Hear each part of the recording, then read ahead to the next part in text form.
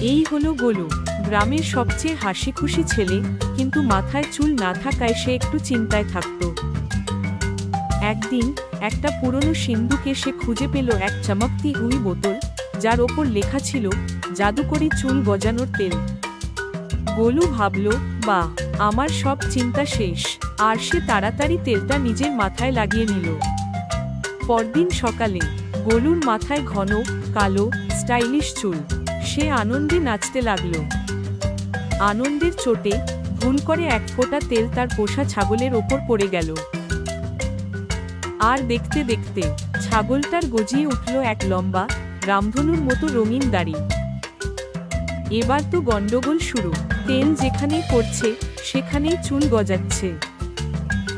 পুরো গ্রাম অবাক আর পারিছে না, এসব কি হচ্ছে। গোলু তার ভুল বুঝতে পারল।